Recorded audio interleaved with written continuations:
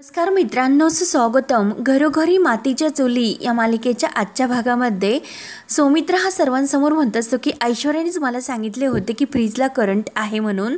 तेव्हा मात्र लगेच ऐश्वर्या म्हणते की मी कधी सांगितले फ्रीजला करंट आहे म्हणून। आणि सुमित्राला म्हणते की आओ आई, उलट मी तिला म्हटले होते की मी तुला फ्रीजमधून दूध काढून देते म्हणून। तेव्हा अवंतिका म्हणते की हो, मगाशी तीच फ्रीज उघडण्यासाठी गेली होती आणि आता मी फ्रीज उघडले, करंट नाही सोमी, काय झाले, तू असे का वागतोस। तेव्हा जानकी ही फ्रीजला हात लावून बघते आणि ती म्हणते की नाही सौमित्र भाऊजी, फ्रीजला खरंच करंट नाही। आणि सौमित्र भाऊजी काय झाले तुम्हाला, तुम्ही ठीक तर आहात ना। तेव्हा सौमित्र अवंतिकेच्या हाताला धरून तिला आतमध्ये घेऊन जातो। तेव्हा रागाने जानकी ही ऐश्वर्याला विचारते की सौमित्र भाऊजी काय म्हणतात, हा सर्व काय प्रकार आहे। तेव्हा सौमित्र समोर मुद्दाम ऐश्वर्या ही भोळेपणाचे नाटक करते आणि वहिनी तुम्ही मला असे का विचारतात, मी खरंच काही केलेले नाही, मी तर फक्त तिला मदत करत होते। आणि आई, तेव्हा जानकी बोलणार तोच लगेच सुमित्रा म्हणते की अगं जानकी, मला असे वाटते की सौमित्राचाच काहीतरी गैरसमज झाला असेल, मी बोलते त्याच्याशी। तेव्हा आजी म्हणते की जानकी अगं, ते चहाचे पग डोकं खूप भनभनायला लागले। जानकी विचारच करत असते। त्यानंतर इकडे सौमित्र हा अवंतिकाची बॅग घेतो आणि ती बॅग भरत म्हणतो की तू आत्ताच्या आत्ता घरी जा। तेव्हा अवंतिका म्हणते की काय रे, तू जा म्हणजे एकटीच, आणि यातच तुझे भले आहे म्हणजे असे का बोलतोस तू, अगदी असे वेड्यासारखे, मला काहीच कळत नाही, काही झाले आहे का। तेव्हा सौमित्र म्हणतो की हो, डॅडचा फोन आला होता, काहीतरी अर्जंट काम आहे म्हणून तुला सांगतो की तू जा म्हणून। अवंतिका म्हणते की अरे मग एवढेच, मग ते तर मी इथून सुद्धा करू शकते, जाण्याची काय गरज आहे। सौमित्र म्हणतो की हो, आणि आता तू जा, मी सुद्धा काही दिवसांनी येईलच, पण आता जर मी तुझ्यासोबत आलो तर नाना आणि आई यांना वाईट वाटेल, अगोदर तू जा, मग नंतर मी येतो। तेव्हा अवंतिका म्हणते की अरे मी सुद्धा अशी इथून गेली तर त्यांना बरे वाटेल का। सौमित्र म्हणतो की मी त्यांना समजावेन की त्यांना काम होते, पण तू आता इथून जा। तेव्हा अवंतिका म्हणते की बरं ठीक आहे, आणि मला सुद्धा कळते की काहीतरी प्रॉब्लेम झाला असेल म्हणूनच तुम्हाला इकडून जाण्यासाठी सांगतो, पण उद्या तू सुद्धा तिकडे आला पाहिजे तरच मी तिकडे जाईन। तेव्हा सौमित्र म्हणतो की नाही, मी उद्या किंवा परवा नक्की येईल, मी सुद्धा येथे नाही थांबणार, हे मात्र नक्की। तर अवंतिका विचारते की सौमी नक्की ना। सौमित्र म्हणतो की हो नक्की, आणि जिथे तू तेथे मी। आणि सौमित्र अवंतिका एकमेकांच्या मिठीत येतात। त्यानंतर इकडे ऐश्वर्या म्हणते की सौमित्र आता बघतच राहा की तुला आणि अवंतिकाला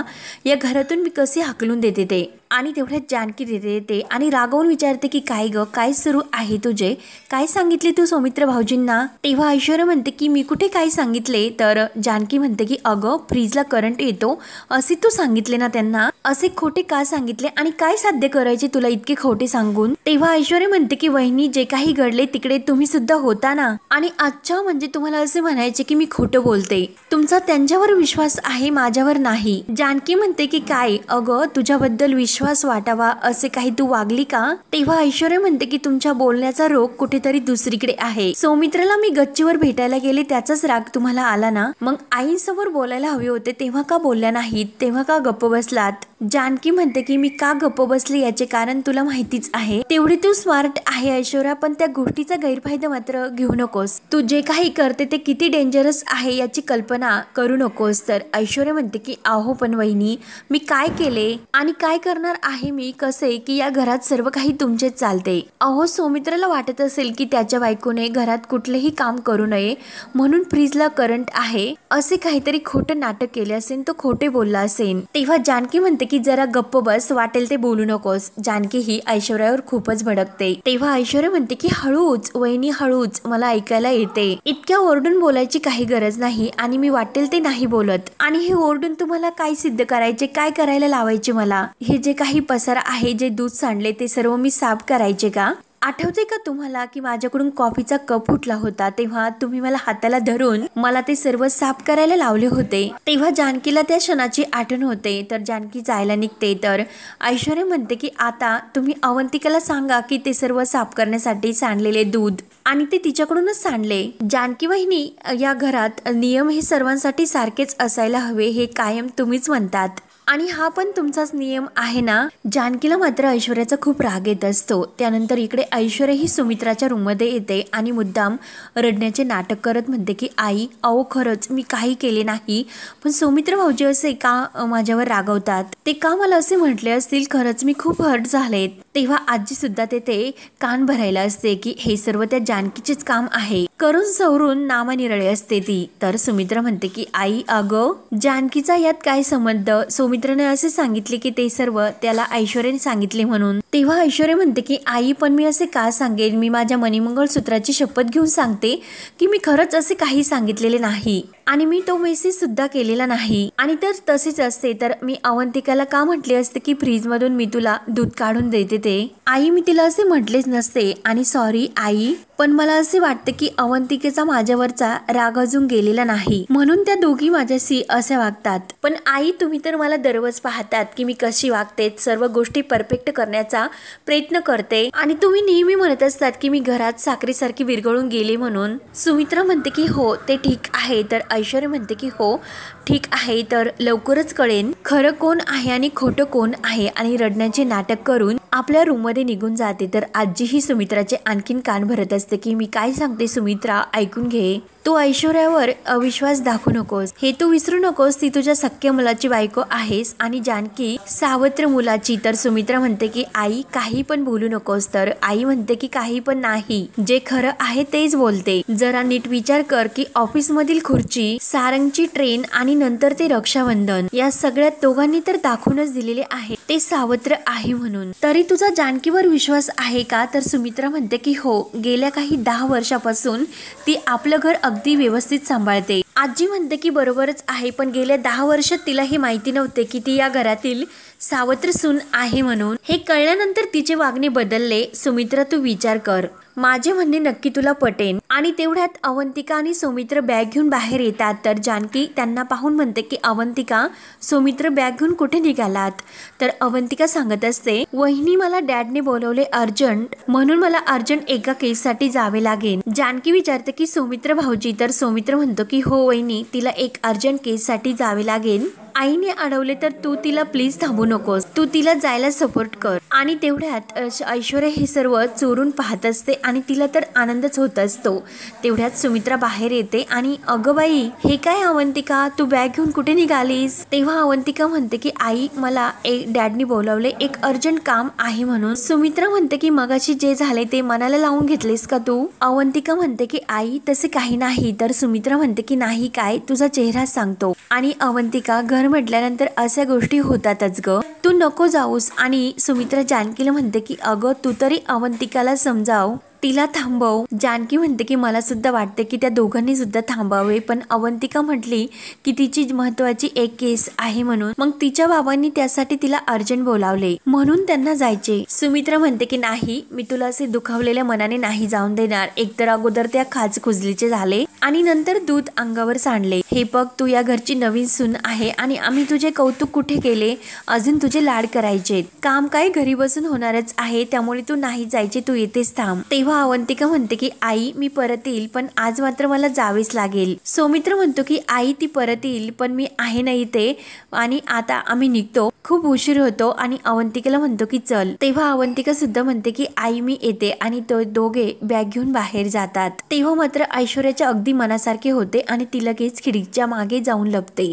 तेव्हा सुमित्रा जानकीला म्हणते की मला तर हे नाही आवडले, शेवटी ती या घरातून नाराज होऊनच गेली. आणि जानकीला म्हणते की अगं तू का त्यांना अडवले नाही, तू तरी त्यांना थांबवायचे, समजूत काढायची. तेव्हा जानकी म्हणते की आई सॉरी, पण त्यांनी थांबावी ही माझी सुद्धा इच्छा होती, पण त्यांनी दोघांनी ठरवले तर नवरा बायकोच्या मध्ये मी कशी बोलणार? त्यांनी ठरवले मग काहीतरी महत्वाचे काम असेलच ना. तर सुमित्रा म्हणते की असेल, पण मला असे वाटतं की ती नक्की नाराज होऊनच गेली. माझ्या मनाला खरंच खूप ते लागले, ती थांबली असती तर बरे झाले असते. आणि सुमित्रा नाराज होऊन आपल्या रूम मध्ये जाते. तर जानकीला सुद्धा खूप वाईट वाटते, परंतु खिडकीतून जे ऐश्वर्या बघत असते तिला मात्र खूप आनंद होत असतो. आणि कितीही गोड, मी केल्याप्रमाणे मांजर ही बरोबर पळाली आणि माझा प्लॅन सक्सेस झाला. आणि जानकी मात्र छेछे अरे अरे. त्यानंतर सौमित्र जानकी बहिणीला बोलावून घेतो. तर जानकी घाईने येते. तेव्हा जानकी सौमित्राला विचारते की सौमित्र भाऊजी काय झाले, तुम्ही मला इतक्या घाईने येते का बोलावलेस आणि अवंतिका असे घर सोडून का निघून गेलीस, ती का गेली गेली हे मला काहीच सांगितले नाही. तर सौमित्र म्हणतो की वहिनी, मी आईसमोर काही बोलू शकलो नाही, पण तुला सगळे सांगतो. हे सगळे ऐश्वर्याने केले. सकाळी तिने सारंगच्या मोबाईलवरून मेसेज करून मला गच्चीवर बोलावून घेतले आणि सौमित्र जानकीला जे काही ऐश्वर्या बोललेले असते ते सर्व सांगतो की तुझी बायको या घरात रणदिव्यांची सून म्हणून आणि सौमित्रची बायको म्हणून मिरवणार आणि ते पण माझ्या समोर. मग मी हे सर्व का सहन करायचे? आणि ऐश्वर्या त्याच्यासोबत जे काही वागलेले असते ते सर्व सौमित्र जानकीला सांगतो. हे ऐकल्यानंतर जानकीला प्रचंड ऐश्वर्याचा राग येतो. तेव्हा जानकी म्हणते की या गोष्टीची मला कल्पना होती, मी तिच्याशी बोलण्याचा प्रयत्न केला. तर सौमित्र म्हणतो तिच्याशी बोलून वहिनी काही उपयोग नाही. मी तुला म्हटले की ती अजिबात बदललेली नाही म्हणून. ऐश्वर्याला अवंतिका आवडत नाही म्हणून तिने फ्रीजला करंट असल्याचे नाटक केले. आज फ्रीजला करंट नव्हता आणि उद्या जर फ्रीजला खरंच करंट असेल तर, आणि वहिनी मला माहिती आहे की अवंतिका या घरात राहिली तर तिच्या जीवाला धोका आहे म्हणून ऐश्वर्या हे सर्व इतक्या स्मार्टली करते. तिला माहिती आहे की आपण तिची तक्रार करून सारंगला नाही दुखू शकत. मला खरंच काही कळत नाही की मी काय करू ते. तेव्हा जानकी म्हणते की सौमित्र भाऊजी, मला तुम्ही जे काही सांगतात ते पटते, पण आईंचे काय? त्या आत्ताच आजारपणातून उठल्या. तर सौमित्र म्हणतो की तिची काळजी वाटते म्हणूनच मी थांबलो, नाहीतर मी सुद्धा केव्हाच गेलो असतो. आणि वहिनी, या सर्वातून बाहेर पडण्यासाठी तूच मला आता मदत कर. आणि हे बघ, मी जर या घरात राहिलो एकतर माझा संसार बुडेल किंवा सारंगचा. जानकी म्हणते की नाही सौमित्र भाऊजी, मी असे नाही होऊन देणार. तर सौमित्र म्हणतो की ती ऐश्वर्या वहिनी गप्प नाही बसणार. तेव्हा जानकी म्हणते की तिने आपल्याला कात्रीत पकडले, मग मी आता तिला माझ्या पद्धतीने माझ्या भाषेत बोलते. तेव्हा जानकी ही रागानेच ऐश्वर्याच्या रूमकडे येत असते. तर ऐश्वर्या मस्त मोबाईल मध्ये गाणे लावून डान्स करत असते. जानकी येते आणि तिचा हात पिरगाळते. ऐश्वर्या म्हणते की वहिनी, अहो वहिनी काय करतात, सोडा माझा हात. मी म्हटले ना सोडा. तर जानकी म्हणते की काय ग, काय सुरू आहे तुझे जे काही सुरू आहे ना ते मला कळले. आणि तुला काय वाटले की कुणाला काही कळणार नाही? तू जे काही वागते ना ऐश्वर्या ते आत्ताच्या आत्ता बदल. कळते ना तुला बदल. तर ऐश्वर्या म्हणते की नाही बदलणार. तुम्हाला काय म्हणायचे ते मला सुद्धा नीट कळते. तो माझ्याशी जे काही वागला ते आता संपले का असे वाटते का तुम्हाला?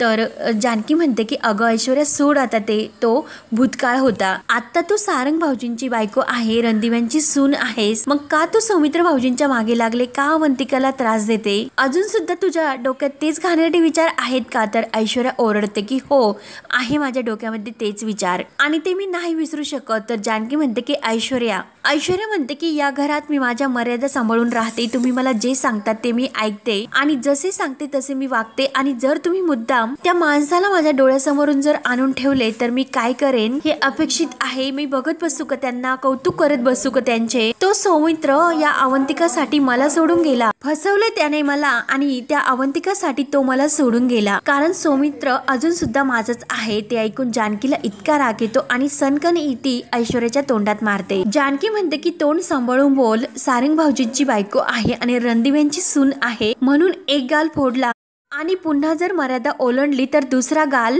म्हणून जानकी आपला दुसरा हात तिच्या गालावर मारायला लागते. आणि ऐश्वर्या लक्षात ठेव की गाठ माझ्याशी आहे, सारंग भाऊजींची बायको आहे हे तू विसरू नकोस. तुझ्यावर किती प्रेम करतात ते, तुला किती जीव लावतात आणि तू मात्र त्यांच्याबरोबर खोटं आयुष्य जगते, त्यांच्याबरोबर खोटेपणा करतेस. पण एक गोष्ट लक्षात ठेव, तू जो काही हा खोटेपणा करते ना, एक ना एक दिवस तुला त्याचा नक्की पश्चाताप होईल. पण तेव्हा तुझ्याजवळ मात्र कोणी नसेल. आणि ऐश्वर्या पुन्हा जर तू अशा मर्यादा सोडून वागलीस तर याद राख. आणि तेवढ्यात ऋषिकेश घरी येतो आणि जानकीला आवाज देत असतो. तर जानकी ही घाईने लगेच आपल्या रूम मध्ये निघून येते. तर ऋषिकेश विचारतो की काय ग जानकी, कुठे होतीस तू? तर ऐश्वर्या आपल्या रूम मध्ये आपला गाल चोळत खूप संतापलेली असते. ऋषिकेश म्हणत असतो की अगं जानकी, सौमित्र आणि अवंतिका घरी आलेत, मग सगळ्यांनी आपण एकत्र जेवूयात म्हणून मी आणि सारंग घरी जेवायला आलो. तेव्हा जानकी म्हणते की ऋषिकेश ते आता पॉसिबल नाही. ऋषिकेश म्हणतो की म्हणजे काय? तर जानकी म्हणते की अवंतिका माहेरी गेली आणि सौमित्र भाऊजी 2-3 दिवसात घर सोडून जातील. ते ऐकून तर ऋषिकेशला धक्का बसतो. ऋषिकेश म्हणतो की काय? तर जानकी म्हणते की हो, आणि मला असे वाटते त्यांनी इथून गेलेलेच बरे राहील. ऋषिकेश म्हणतो की जानकी अगं काय बोलतेस तूच त्या इतक्या हौसेने त्यांना घरात घेऊन आली होतीस आणि आता नानांचे सुद्धा काही म्हणणे नाही, मग तू का असे बोलतेस? तेव्हा जानकी म्हणते की आपल्याला वाटत होते की ऐश्वर्या बदलली, पण तिच्यात थोडासाही बदल झालेला नाही. सौमित्र भाऊजी आणि अवंतिका जर येथे राहिला तर ऐश्वर्या त्यांना सुखाने या घरात नाही राहून देणार। आत्ताच मी तिला खडसावून आले, चांगला जाब विचारून आले आणि तिला एक चांगली लगावून सुद्धा आले। ती मुलगी सौमित्र भाऊजी आणि अवंतिका यांचे नाते तोडण्याचा प्रयत्न करते। इतकी तिची हिंमत झाली, तिच्या मनात जो सुडाचा वनवा पेटला ना, त्या आगीची झळ फक्त सौमित्र भाऊजी आणि अवंतिका यांना नाही तर अख्ख्या घराला लागणार आहे। तेव्हा ऋषिकेश म्हणतो की जानकी हे तर खूप भीषण आहे। तर जानकी म्हणते की हो, यावर आपल्याला लवकरात लवकर काहीतरी तोडगा शोधायला हवा, नाहीतर आपलं घर उद्ध्वस्त होण्यासाठी वेळ नाही लागणार। ऋषिकेश आपल्याला काहीतरी करावे लागेल। त्यानंतर इकडे सुमित्रा आपल्या रूम मध्ये विचार करत बसलेली असते तर नाना येतात। नाना म्हणतात की सुमित्रा काय झाले, कसला विचार करत बसली? सुमित्रा म्हणते की अहो, मला घरात काय चालले हेच कळत नाही। किती प्रेमाने आपण सौमित्र आणि अवंतिकेला घरी घेऊन आलो होतो, तुम्ही सुद्धा मागचा सर्व राग विसरला होतात आणि त्यांना प्रेमाने जवळ केले होते। आणि अवंतिका मात्र सरळ बॅग भरून वडिलांकडे निघून गेली। ती म्हटली की अर्जंट काम आहे। तर नाना म्हणतात असेल काहीतरी अर्जंट काम म्हणूनच गेली असेल। सुमित्रा म्हणते की तसे नाही, हल्ली घरातून सुद्धा काम करता येते आणि मी तिला तसे म्हटले सुद्धा होते, पण ती तर तडकाफडकी निघूनच गेली आणि ते मला खटकले। जानकीने सुद्धा तिला अडवले नाही। खरं सांगू का, अवंतिका म्हणत होती की काहीतरी अर्जंट काम तिला आहे म्हणून, पण मला तर काहीतरी वेगळेच वाटते आणि ते कारण मला कळत नाही म्हणून मला खूप त्रास होतो। तर नाना म्हणतात की अगं सुमित्रा, तसे काही नाही, तिला आले असेल अर्जंट काहीतरी काम म्हणून तिच्या वडिलांनी तिला बोलावून घेतले असेल, जे काम आपल्याला सांगण्यासारखे नसेल। तर सुमित्रा म्हणते की हो असेल, पण मला हे फारसे काही पडलेले नाही, त्यामुळे तुम्ही एक काम करा, तुम्ही जानकी आणि ऋषिकेश यांना विचारा की नेमकं काय झाले ते। नाना म्हणतात की तू म्हणतेस ना, मग मी बोलतो त्यांच्याशी। त्यानंतर इकडे ऐश्वर्या आपल्या रूम मध्ये खूपच भडकलेली असते आणि एक बोर्ड घेते आणि त्या बोर्डवरती नाना आणि त्या नानांची जी पार्वती बायको आहे तिचे नाव लिहिते आणि तिच्या नावाखाली ऋषिकेश जानकी यांचे नाव लिहिते। आणि इकडे दुसरीकडे सुमित्रा नाव लिहून तिच्या खाली सारंग सौमित्र आणि असे नाव लिहिते। आणि जानकी आणि ऋषिकेश, तुम्हाला नाही मी 30 दिवसाच्या आत घराच्या बाहेर काढले तर मी सुद्धा नावाची ऐश्वर्या नाही असे ठरवते। आणि त्या बोर्डवर तिने पूर्णपणे जानकी ऋषिकेशच्या नावाला आळे करून ते नाव पूर्णपणे खोडण्याचा प्रयत्न केलेला असतो आणि खूप भडकलेली असते। तर हा भाग येथे संपतो। पुढील भागामध्ये नाना जानकीला विचारतात की अवंतिका हे घर सोडून का गेली। तेव्हा जानकी म्हणते की नाना, मला असे वाटते की त्या भूतकाळाचा परिणाम त्या चौघांवर होतो आणि त्यांच्या नात्यावर तो परिणाम व्हायला नको, आम्ही सांगणे ते योग्य नाही, म्हणून नाना तुम्ही सौमित्र आणि अवंतिका या दोघांना घरातून जायला सांगा। तर जानकी आणि ऋषिकेश, नाना हे सर्व तेथेच असतात आणि जानकी हे नानांना जे काही सांगत असते तर ऐश्वर्याने ते सर्व आपल्या मोबाईलमध्ये रेकॉर्ड करून घेतलेले असते आणि तो व्हिडिओ ती सुमित्राला दाखवते। तेव्हा सुमित्रा विचार करते की जानकी असे का म्हणाली असेल। तेव्हा ऐश्वर्या लगेच म्हणते जानकी बहिणी आणि ऋषिकेश दादांना अवंतिका आणि सौमित्र भाऊजी या घरात राहायला नकोय। आणि लगेच सुमित्रा रडतच जानकीला हे सर्व विचारते की जानकी, मला तुझ्याकडून अशी अपेक्षा नव्हती। तर जानकी म्हणते की आई, तुम्ही असा गैरसमज करून घेऊ नका, नानांनी आणि आम्ही जे काही केले ते सर्वांच्या भल्यासाठी। तेव्हा सुमित्रा म्हणते की सगळ्यांच्या की फक्त तुमच्या दोघांच्या। तेव्हा ते ऐकून तर जानकीला धक्का बसतो आणि जानकी सुमित्राकडे बघत असते। तर आता पुढे काय काय होत राहणार हे पाहण्यासाठी आपल्या चॅनलला नक्की सबस्क्राईब करत राहा। धन्यवाद।